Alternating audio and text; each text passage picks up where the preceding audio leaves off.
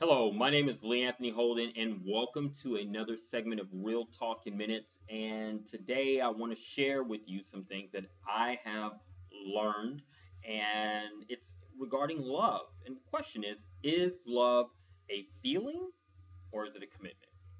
So let's start talking about what love is. Love is sacrifice. Okay? Love is sacrifice, which means the opposite of love is selfishness. All right? So when it's all about me, that's not love by no means. So just keep that in mind. Now I'm going to go a step further.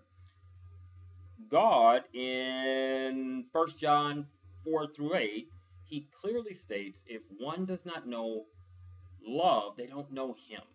So keep that in mind. And the reason why is because God is love. And what we should be doing is striving to learn love because we want God in our hearts.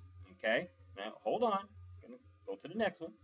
Now, God went a step further and demonstrated this in John 3:16 as well as Romans 5:8 when he speaks of him sacrificing his only son Jesus for us because of his love for us. Okay, so let's hold on. All right, John 15:13, it describes love once again. No greater love is love where a person sacrifices themselves for a friend. All right, and in Ephesians 5:2, it states, "Walk in love, just as Jesus did, for he sacrificed himself for us to God." Okay? And then finally, we're commanded to love. We are commanded to love. In John 13, 34 through 35, it says, love your neighbor as yourself, but we are commanded to love. So it's not, do you feel like loving? It's basically saying, you may feel like loving, you may not, but you are commanded to love. See, the thing is, love is not a feeling. Um, you might not feel like sacrificing, but you still sacrifice. You might not feel like not being selfish, but you're giving because you love that person. Okay, it's from the heart.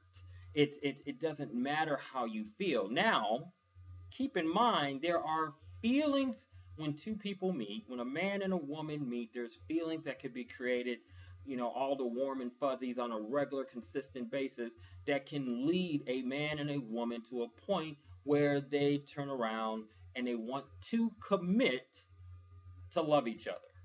Okay, but they have to understand what love is, and God knows that. So he gave us a list of what love is. So that's where you go to 1 Corinthians 13 4 through 7. You can actually do 1 through 7 with more details, but the characteristics is in 13 4 through 7 in 1 Corinthians. So the first thing is just being kind. Not do you, if you feel like being kind, be kind. No, it's be kind. Okay, so if I don't feel like being kind, let me get myself together so I can show kindness. So in other words, my feelings really didn't matter. Okay, be patient. I might be not wanting to be patient, but I'm called to be patient. I'm called to strive to be patient for the ones that I love. Okay, and everyone is called. Okay, to do that, it goes a step further. Don't be irritated or irritable. And I think one translation say be slow to anger, if I'm not mistaken. So um, that is all me controlling the emotions. Love is the part of I'm not gonna be irritable with this person. Okay, I'm striving not to. I've made that commitment. Then it says don't boast, and I think you can look at that as not being prideful. Your pride has nothing to do between you and the person that you love except keep you guys separated. Okay, because pride is a self thing. All right, so that needs to be taken out. All right, the next one is the wrongdoing. Don't hold the wrongdoing. Be forgiving. If I can't forgive somebody, if anyone can't forgive someone, it's because of selfishness. There's something in me where I can't do it, but it's about I. You know, I need to get myself corrected so I can be forgiving and show love.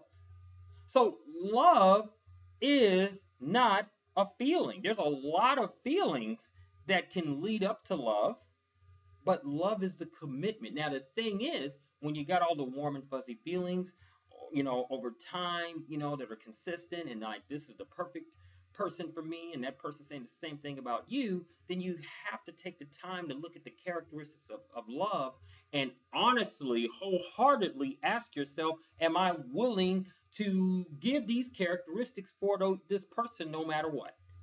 Okay, that's big. And because here's the thing, God forbid if you're with someone special and they get sick or lose an arm or whatever else, the commitment doesn't stop. Okay, so I'll say this jokingly. Let's say a man and a woman, they're dating, and this person has the worst case of halitosis ever. Like they're in the bedroom and you're like walking in the house and there it is, eyes wide open and hand over nose.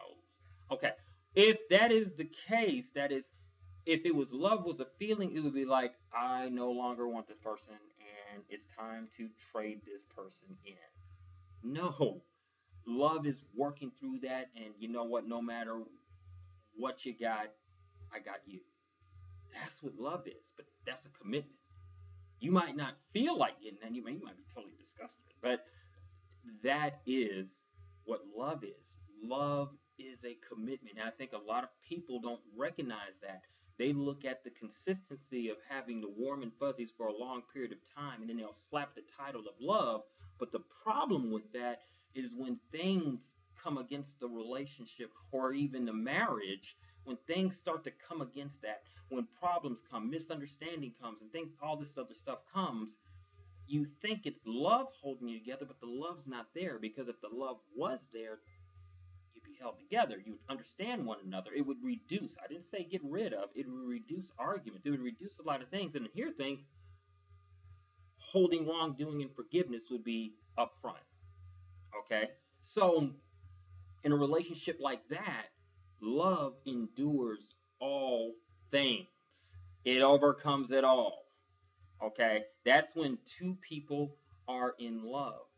Okay, love conquers all. That's what that means. But you have to truly be in love, not just saying you are. You got to know what it is, evaluate yourself to see if you got it, and then turn around and live it. So this is a message that was on my heart to share. I try to make it as short as possible. May you all be blessed, and hopefully this helps someone out there and was a blessing to someone. Take care, and thank you for listening. Bye bye.